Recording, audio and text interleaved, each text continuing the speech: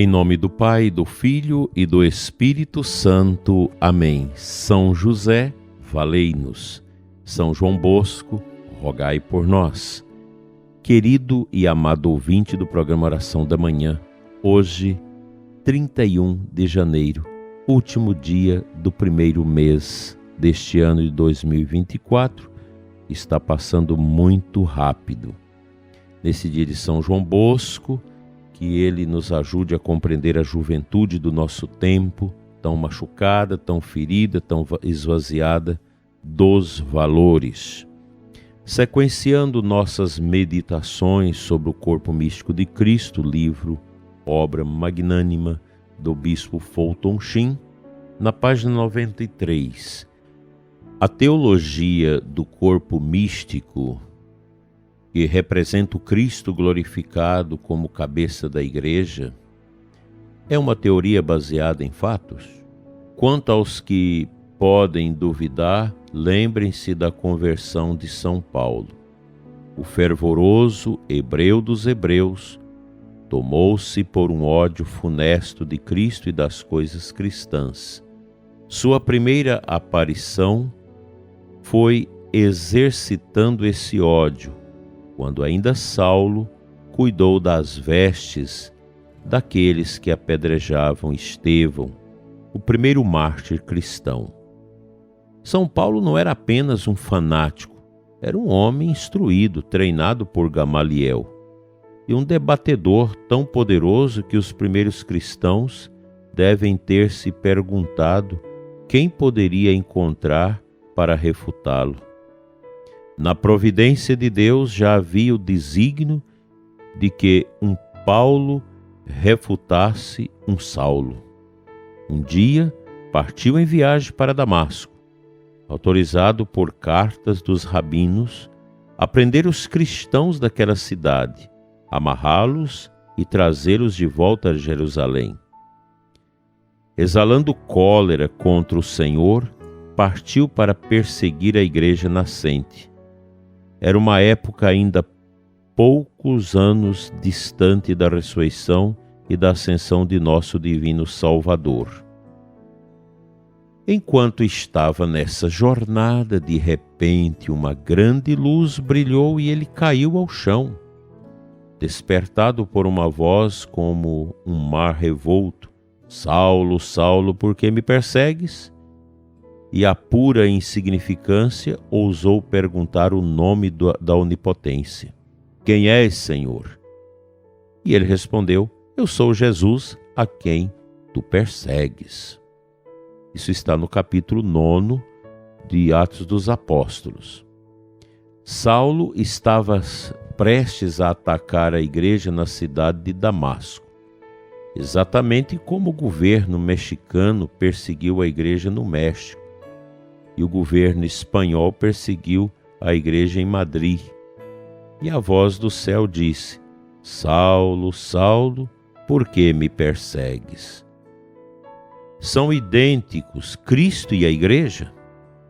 O Cristo ressuscitado, apenas 4 ou 5 anos depois de ter deixado esta terra, irrompeu os céus para dizer a Saulo e ao mundo que a igreja é o corpo dele, que atacando o corpo se ataca a cabeça, e que ele e a igreja são uma pessoa, que assim como a língua se expressa quando o pé recebe uma pisada, da mesma forma, quando o corpo da igreja é perseguido, Cristo é quem se levanta para falar.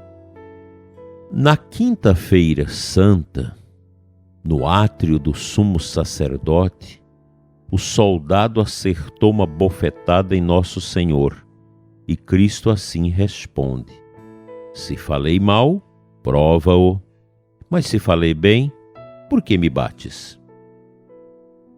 E neste momento, o mesmo Cristo, em sua glória, ainda exclama quando seu corpo é golpeado: Por que tu me persegues? O que isso tudo pode significar, senão que o Calvário é prolongado além dos muros de Jerusalém e que a vida de Cristo em sua igreja se estende além das areias da costa da Galileia e do velório no cenáculo? Não admira que o Saulo, mudado em Paulo, tenha entendido tão bem a natureza da igreja. Ele também conhecia Cristo, tanto quanto os outros apóstolos, porque havia tocado no corpo dele. Veja, prezado e amado ouvinte, a importância desta consciência que a igreja é Cristo. O mistério da igreja é Cristo. Eu não sou Cristo.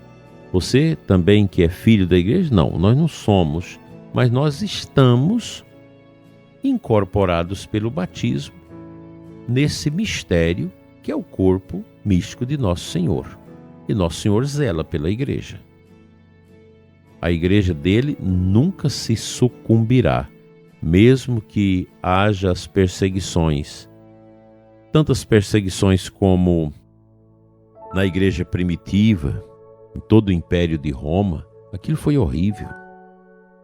Os martírios aos milhares, como no México, um governo maçônico, triste, anticristão, que perseguiu a igreja durante tanto tempo, na Espanha, na Rússia e atualmente na Nicarágua, onde nós temos um ditador, e muita gente tem vocação a ditador, inclusive aqui no Brasil.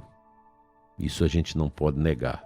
Tem muita gente que quer controlar tudo, controlar as mídias, controlar a imprensa, controlar tudo, para que os seus intentos possa perseverar dentro da nação. Infelizmente. E a fé, ela é sempre perseguida. Se nós olharmos no contexto desse mundo, como a fé é perseguida, como hoje, atualmente, a fé cristã, a fé judaica, a fé na Bíblia, no Antigo e no Novo Testamento, é perseguida. Porque o mundo pagão não gosta de Deus, não gosta dos valores que vêm da fé, porque uma pessoa que se converte a Cristo, ela passa a ter um comportamento moral diferente dos pagãos. E o paganismo odeia as coisas de Deus. Por isso, o corpo místico de Cristo se expressa através dos fiéis batizados e das estruturas que a igreja possui nesse mundo. Tudo isso passa a ser perseguido. Há muita gente com ódio do cristianismo. Muito mesmo. As ideologias, nova ordem mundial, comunismo, fascismo, essa coisa toda, odeia a igreja. Porque se Cristo nos libertou, Cristo nos dará também caminhos para nos libertar de todas essas misérias que são contra a luz do seu evangelho. Nós temos aí padres sendo presos, expulsos da Nicarágua. Nós temos uma Coreia do Norte que odeia religião, você não pode estar lá. Você tem uma China comunista dura que persegue terrivelmente a fé cristã, destrói os templos, queima tudo. Então é sempre assim. E Nosso Senhor vem sempre em auxílio da sua igreja. Onde está Nero? Onde está Diocleciano? Onde está Franco? Onde estão os políticos perseguidores da igreja no México? Onde estão eles? Onde estão todos, Napoleão Bonaparte e tantos outros que perseguiram a igreja, que mataram os cristãos?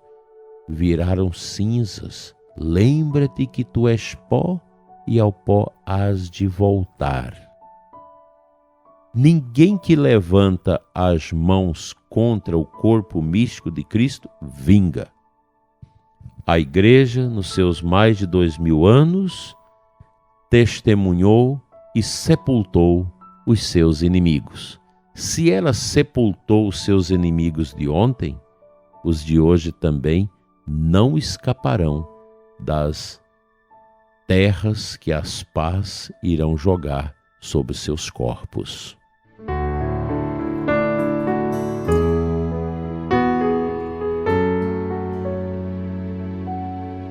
A antífona de entrada da Santa Missa de hoje é o versículo 9 do Salmo 131. Vossos sacerdotes, Senhor, se vistam de justiça e vossos santos exultem de alegria. Nós sabemos que a grande perseguição que se levanta contra a igreja geralmente é contra os sacerdotes e contra a Eucaristia.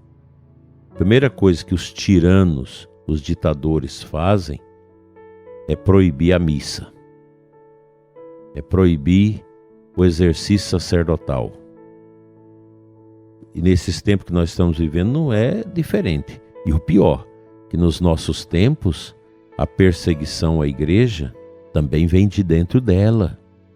Tem muita gente aí querendo criar uma nova igreja, querendo excluir o sacerdócio ministerial como nós o entendemos, querendo modificar o catecismo, querendo inserir postulações, compreensões, ideologias que não combinam com a verdade revelada. Aqui, meu querido padre, você que tem mantido a sua fidelidade, olhe para frente. Não fique olhando para trás. Cumpra o seu dever sacerdotal com humildade e não dê nenhuma munição para seus inimigos poderem te detonar. Nós somos a Igreja de Cristo. Nós estamos na Igreja Corpo Místico de Cristo. A Igreja não é uma propriedade nossa, mas ela é um dom do Espírito Santo neste mundo e queremos servir a Cristo na Igreja, vencendo as perturbações, vencendo todas as intempéries deste mundo que se levantam contra a verdade, contra a tradição, contra a Sagrada Escritura, contra o magistério autêntico da Igreja. Sejamos firmes e amemos a nossa Igreja de todo o nosso coração. Amém.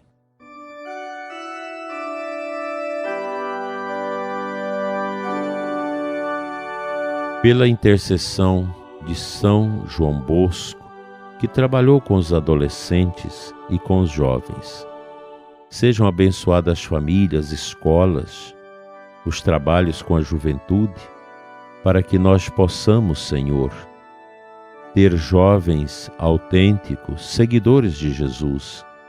Tira os nossos jovens, ó Pai, das drogas, da prostituição, da pornografia e de todos os pecados da carne e do espírito. Fica, Senhor, com a nossa juventude e nos inspire a defender os nossos jovens dos ataques dos lobos desses tempos modernistas. Amém. Pela intercessão de São João Bosco e de todos os santos anjos de São José, seja abençoado o seu dia. Em nome do Pai, do Filho e do Espírito Santo. Amém. Até à noite, às 21 horas, com o programa Oração da Noite. Fique em paz.